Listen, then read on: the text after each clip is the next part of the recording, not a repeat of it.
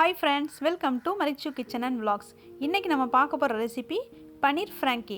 இது எப்படி செய்யலாம்ங்கறது பார்க்கலாம். அதுக்கு முன்னாடி நம்ம சேனலை நீங்க புதுசா பார்க்கறீங்கன்னா மறக்காம Subscribe பண்ணிக்கோங்க.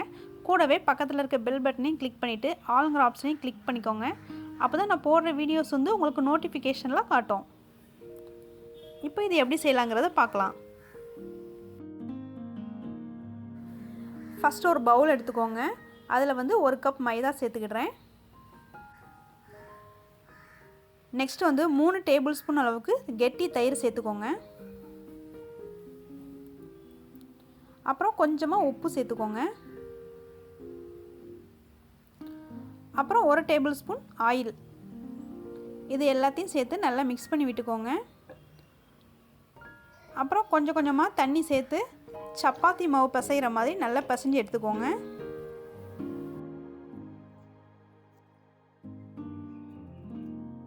ஓகே, இதை இப்போ பசஞ்சாச்சு. இதை வந்து இதுக்கு மேலே 1 டீஸ்பூன் மட்டும் ஆயில் விட்டுட்டு ஒரு அரை மணி நேரத்துக்கு ஊற வச்சிடலாம்.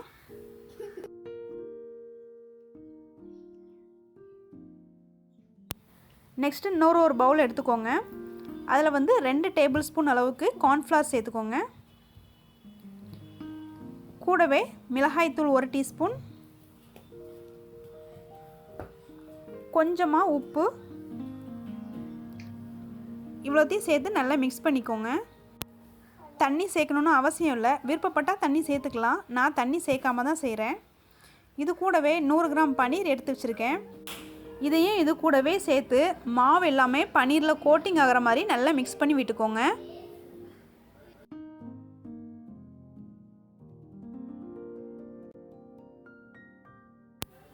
ஓகே, இதை இப்போ மிக்ஸ் பண்ணியாச்சு.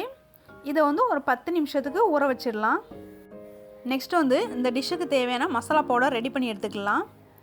ஒரு சின்ன பவுல் எடுத்துக்கோங்க. அதில் வந்து 1 டீஸ்பூன் மிளகாய்த்தூள், மிளகுத்தூள் 1 டீஸ்பூன், ஜீரகத்தூள் அரை teaspoon, chaat masala powder 1 teaspoon, garam masala அரை டீஸ்பூன், கொஞ்சமாக உப்பு. இது எல்லாத்தையும் நல்லா மிக்ஸ் பண்ணி விட்டுக்கலாம். இதை நல்லா மிக்ஸ் பண்ணிவிட்டு தனியாக எடுத்து வச்சுக்கலாம். நெக்ஸ்ட் ஒரு கடாயை ஸ்டவ்வில் வச்சுக்கலாம். இதில் வந்து 3 டேபிள் ஸ்பூன் ஆயில் விட்டுக்கலாம்.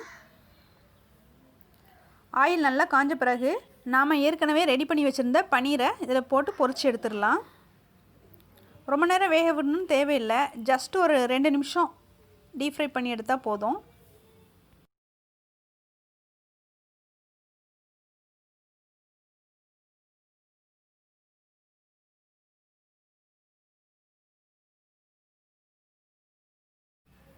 நெக்ஸ்ட் அதே கடாயிலேயே 1 டீஸ்பூன் அளவுக்கு சீரகம் சேர்த்துக்கலாம். சீரகம் நல்லா பொரிஞ்ச பிறகு குட்டி குட்டியாக வெங்காயம் கட் பண்ணி வச்சுருக்கேன், அதையும் இதோட சேர்த்துக்கலாம். இந்த மாதிரி சின்ன சின்னதாக நல்லா சாப் பண்ணிக்கோங்க வெங்காயத்தை. இதை வந்து ஒரு 2 நிமிஷம் மட்டும் நல்லா வதக்கி விட்டுக்கோங்க.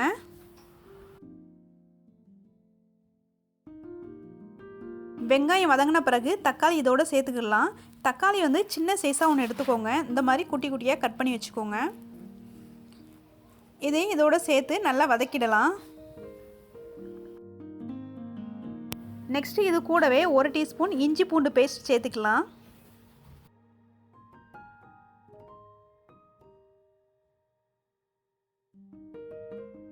அப்புறம் வந்து சின்ன சின்னதாக கட் பண்ணி வச்சுருக்க மல்லி இலையை இதோட சேர்த்துக்கலாம்.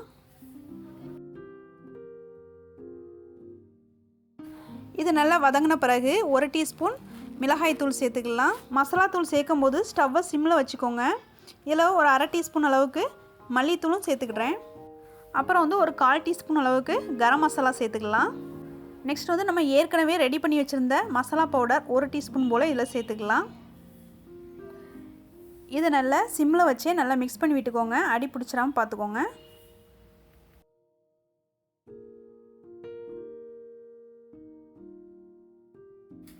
இப்போ இதில் அரை கப் அளவுக்கு தண்ணி விட்டுக்கலாம்.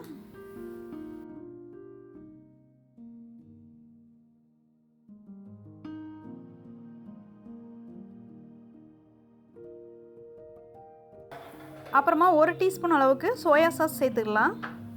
அப்புறம் வந்து சில்லி சாஸ் 2 டீஸ்பூன் அளவுக்கு சேர்த்துக்கலாம். அப்புறம் கொஞ்சமாக உப்பு சேர்த்துக்கலாம். இது எல்லாத்தையும் நல்லா மிக்ஸ் பண்ணி விட்டுக்கோங்க.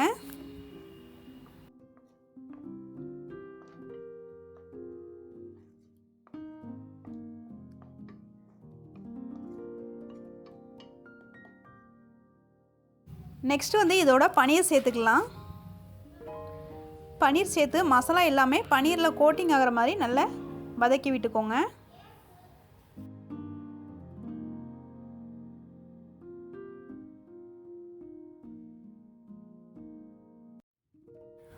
ஓகே, இதை 2லேருந்து 3 நிமிஷம் மட்டும் மூடி போட்டு வேக விட்டுறலாம்.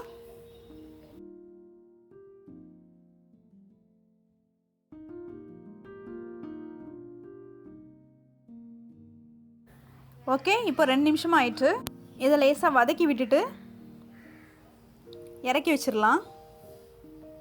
ஓகே, இப்போ வந்து ஃப்ராங்கி மசாலா ரெடி பண்ணிட்டோம். நெக்ஸ்ட் வந்து சப்பாத்தி போட்டு எடுத்துக்கலாம்.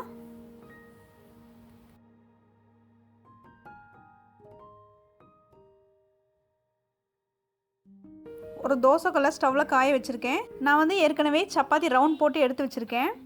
இதை இப்போ ஒன்று ஒன்றா நம்ம சுட்டு எடுத்துக்கலாம். கொஞ்சமாக எண்ணெய் விட்டுக்கோங்க.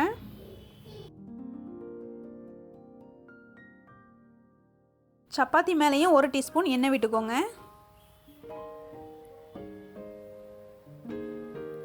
அப்புறம் வந்து நம்ம ஏற்கனவே ரெடி பண்ணி வச்சுருந்தோம்ல அந்த ஃப்ராங்கி மசாலாவை இது மேலேயே கொஞ்சம் தூவி விட்டுக்கோங்க.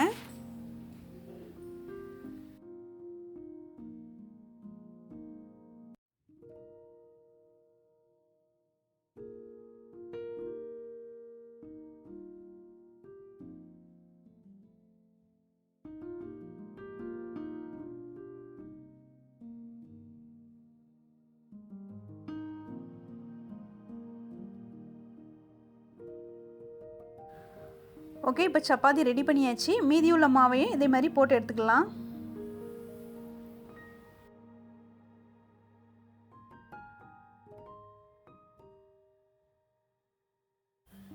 சப்பாத்தி சூடாக இருக்கும் போதே அது மேலே 2 சீஸ் ஸ்லைஸ் சேர்த்துக்கோங்க. ஒவ்வொரு சப்பாத்திக்கும் ஒரு ஸ்லைஸ் போதும். இப்போ வந்து நம்ம ரெடி பண்ணி வச்சுருந்த பன்னீர் மசாலாவை இதோடய சேர்த்துக்கலாம். மசாலா வந்து ஆறி போச்சுன்னா லேசாக ஹீட் பண்ணிக்கோங்க.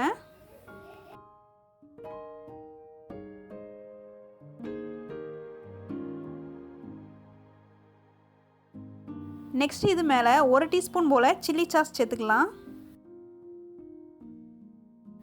நெக்ஸ்ட் வந்து நம்ம ஏற்கனவே ரெடி பண்ணி வச்சுருந்த மசாலா பவுடரை இது மேலே அப்படியே தூவி விட்டுக்கோங்க. அப்புறம் வந்து சாப்டு ஆனியன் குட்டி குட்டியாக கட் பண்ணி வச்சுருந்த வெங்காயத்தை இது மேலே சேர்த்துக்கலாம். வெங்காயத்தை வதக்கணும்னு தேவையில்லை, பச்சையாகவே சேர்த்துக்கோங்க. நெக்ஸ்ட்டு வந்து இது கூடவே எலுமிச்சப்பழச்சாறு ஒரு 3 ட்ராப் சேர்த்துக்கலாம். உங்களுக்கு விருப்பப்பட்டால் சேர்த்துக்கோங்க, இல்லைன்னா வேண்டாம். நெக்ஸ்ட்டு வந்து இந்த மசாலாவோடு சேர்த்து சப்பாத்தி இந்த மாதிரி நல்லா மடக்கி விட்டுக்கோங்க. நாம் உள்ளே வச்சுருக்க மசாலா வந்து வெளியே வராத அளவுக்கு பார்த்துக்கோங்க.